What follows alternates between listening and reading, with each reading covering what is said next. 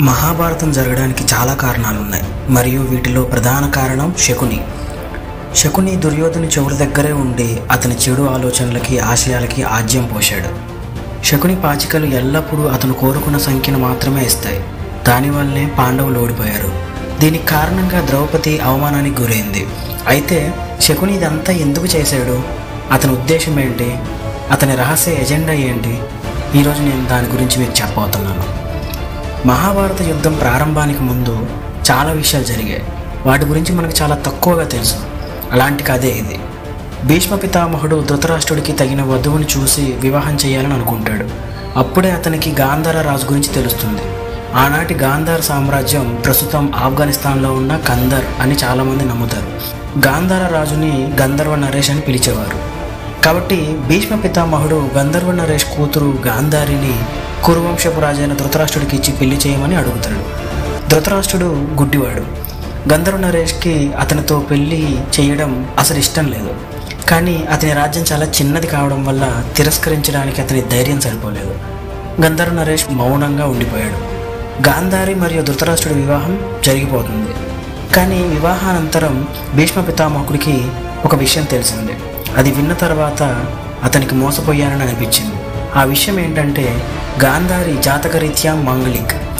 ధృతరాష్ట్రుడు వివాహం చేసుకునే ముందే గాంధారికి మేకతో వివాహం జరిగింది. ఆ తర్వాత మేకను బలి కూడా ఇస్తారు. హిందూ సమాజంలో ఒక వ్యక్తి జాతకరీత్యా మాంగలిక్ అయితే తన భర్త లేదా భార్య చనిపోవచ్చు. కొన్నిసార్లు ఈ సమస్యని అధిగమించడానికి మొదటి వివాహం చెట్టుతోటో కొబ్బరికాయతోటో లేదంటే మేకతోటో నిర్వహిస్తారు. దానిని చంపేసిన తర్వాత ఆ దోషం పోతుందని నమ్ముతారు. గాంధారకి కూడా జరిగింది ఇదే.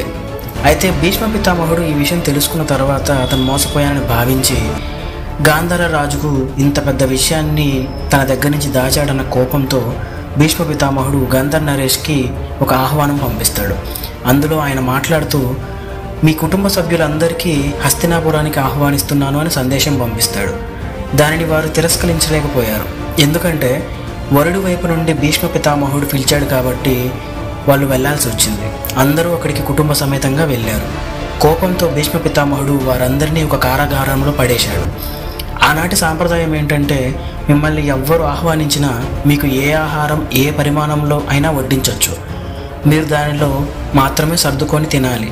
భీష్మ పితామహుడు వారిని కారాగారంలో వేసిన తర్వాత వారికి రోజుకి ఒక పిడికెడు అన్నం మాత్రమే పెట్టేవాడు. ఆ పిడికెడు అన్నంలో వారున్నందరికీ ఒక్కొక్క మెతుకు మాత్రమే వచ్చేది తినడానికి.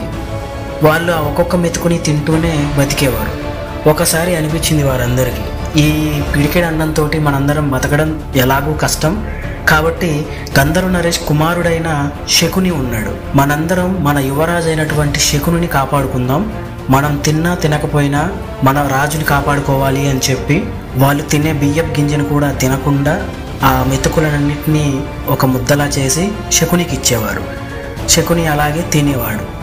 నిదానంగా ఆహారం సరిపోక ఆ కుటుంబ సభ్యులందరూ ఆ కారాగారంలోనే ఒకరి తర్వాత ఒకరు చనిపోయేవారు.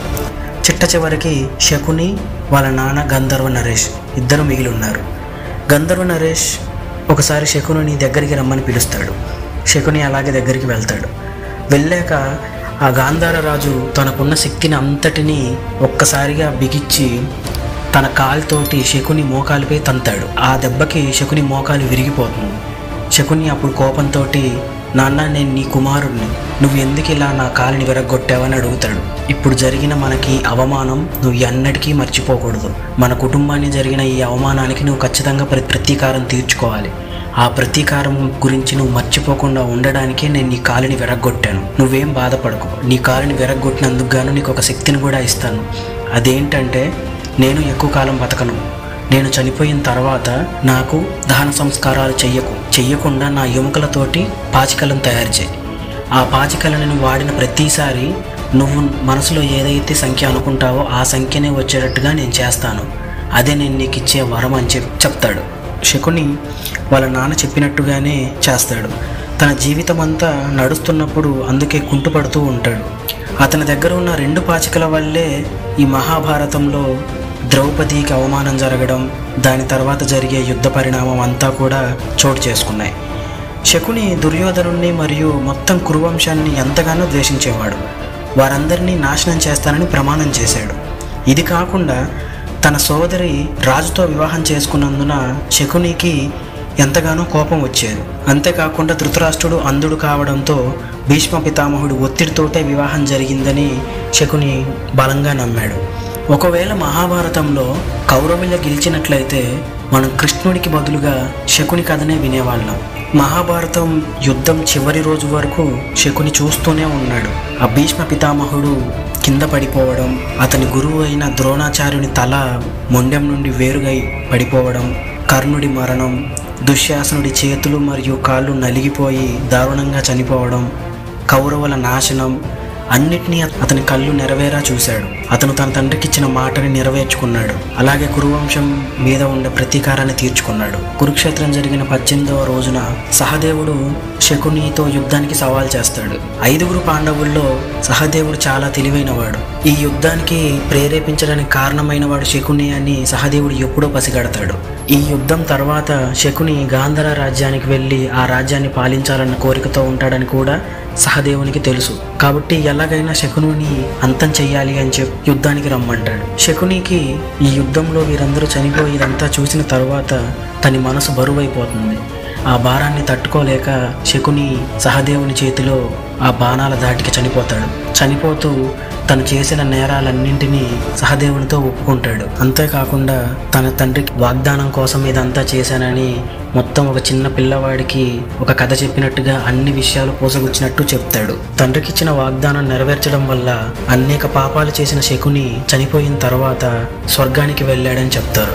కాబట్టి మహాభారతంలో మనకు తెలియని విషయాలు ఇంకా చాలా ఉన్నాయి. వాటి గురించి తెలుసుకోవాలని మీకు అనిపిస్తే మన ఛానల్ని సబ్స్క్రైబ్ చేసుకోండి. ఈ వీడియో మీకు నచ్చినట్లయితే లైక్ చేసి మీ తోటి ఫ్రెండ్స్కి షేర్ చేయండి.